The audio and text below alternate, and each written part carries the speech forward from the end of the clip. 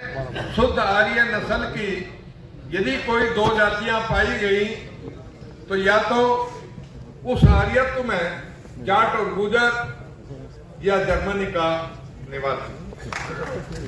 तो इसलिए मैं उस गर्व के साथ आपको नमन करता हूं और इस पहल के साथ कि आज हमारी चुनौतियां सामाजिक रूप से भी, आर्थिक रूप से भी, सांस्कृतिक रूप से भी और संवैधानिक रूप से भी बहुत बड़ी हमारे सामने खड़ी है। भारत का लोकतंत्र और दुनिया की वैश्विक स्थिति जिस मुकाम पर खड़ी है, जिस हलचल में है, जिस अस्थिरता में है, आज नई पीढ़ी जो मेरे घर में पनप रही है, उसके जब भविष्य को देखता हूं तो एक नए दायित्व का बोध मुझ पर होता है कि हम उनको उसके संवैधानिक अधिकारों के साथ कैसा समाज और कैसा भारत देंगे, कैसी आजीविका के संसाधन देंगे।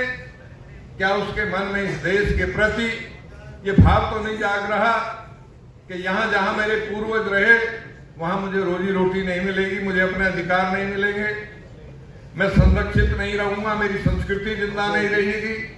यदि ऐसा है तो हमको और आपको मिलकर के नए संकल्पों के साथ अपनी संवैधानिक अधिकार की रक्षा करनी होगी और अपनी नई पीढ़ी में नई चेतना के साथ जो चौधरी छोटू राम ने जब 24 नवंबर 1981 को उन्होंने रोहतक में जन्म लिया, उसके बाद जब उन्होंने 1915 में गजट पैदा किया, गजट नाम से, जाट गजट नाम से एक पेपर निकाला, जब उसके बाद से लेकर के 9 फरवरी 1945 में जब उनका देहांत हुआ, उस तक के उनके कार्यकाल को देखेंगे, उनके कामों को देखेंगे, उनका चिंतन करेंगे तो आप एक नए बोध से भर जाएंगे। महान भावों, मैं उस दिव्य आत्मा को नमन करता हूं आज के इस मौके पर, और आप सबके लिए हमें अधिकार है इस देश में अपनी बात को कहने का। हमारे सामने चुनौतियां हैं, आर्थिक चुनौती है, आर्थिक क्षेत्र में हमारी भागीदारी नहीं है। बाबू सिंह आर्य जी, आपने जो बात कही कि हमारे यहाँ जो कॉलोनियां बस रही हैं उनके बाद मुआवजे की नहीं है, उनमें बात आपकी पहचान की थी, आपकी संस्कृति की थी। जिस दिल्ली में खड़े होकर के आज आप यहाँ सम्मेलन कर रहे हैं, ये किसकी भूमि है? ये रायसीना की भूमि, ये हमारे पूर्वजों की भूमि।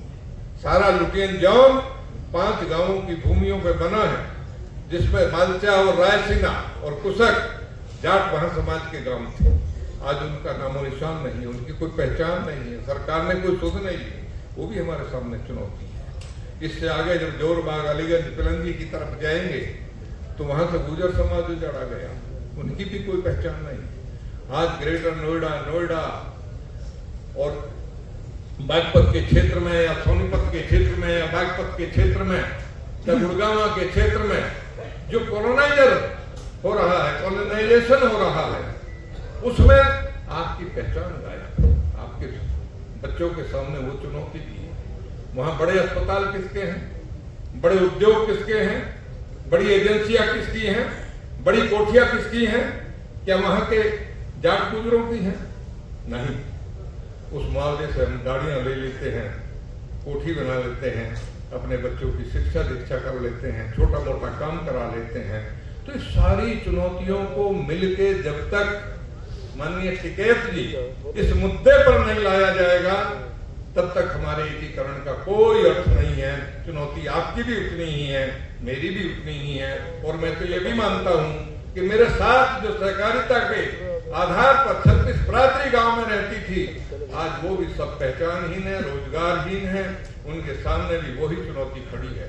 तो आओ मिलकर के हम सब एकजुट होकर के यहाँ से एक संकल्प लेके उठे कि रोटी बेटी को तो नए बच्चे खुद ही एकीकरण में ढाल दिया, और हम स्वागत करते हैं उस बात का। भाई रूपचंद नागर जी बैठे, उन्होंने गजे की स्थापना इसी भावना से कई साल पहले की थी, तो मैं उनका भी सम्मान करता हूँ कि रोटी बेटी में, हुक्का पानी में हम साथ, व्यवसाय में, खेती में, बाड़ी में, कारोबार में, धर्म में, संस्कृति में, मान्यताओं में हम सब एक हैं। आओ मिलकर के यहाँ से एक नई पहल करें सर छोटू राम के जन्मदिन की पूर्व संध्या का यह कार्यक्रम इस देश में एक नई वर्ण व्यवस्था को, एक नई संघर्षशील शक्ति को जन्म दे। मैं आपको नमन करता हूं और एक बात कहना चाहता हूं कि यहाँ बहुत संघर्षशील लोग बैठे हैं। चुनौती आपकी भी उतनी ही है, मेरी भी उतनी ही है। और मैं तो ये भी मानता हूं कि मेरे साथ जो सहकारिता के आधार पर 36 बरादरी गांव में रहती थी, आज वो भी सब पहचानहीन है, रोजगारहीन है। उनके सामने भी वही चुनौती खड़ी है। तो आओ मिलकर के हम सब एकजुट होकर के यहाँ से एक संकल्प लेके उठे कि रोटी बेटी को तो नए बच्चे खुद ही एकीकरण में ढाल दिया और हम स्वागत करते हैं उस बात का।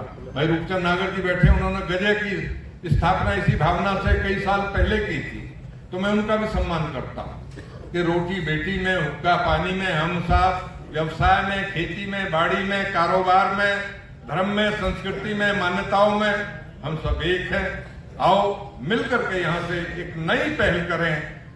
सर छोटू राम के जन्मदिन की पूर्व संध्या का यह कार्यक्रम इस देश में एक नई वर्ण व्यवस्था को, एक नई संघर्षशील शक्ति को जन्म दे। मैं आपको नमन करता हूं और एक बात कहना चाहता हूं कि यहाँ बहुत संघर्षशील लोग बैठे हैं कि हालात से बदले हुए लोगों से कह दो, हालात से बदले हुए लोगों से कह दो, हालात बदल जाया करते हैं, ठहरा नहीं करते।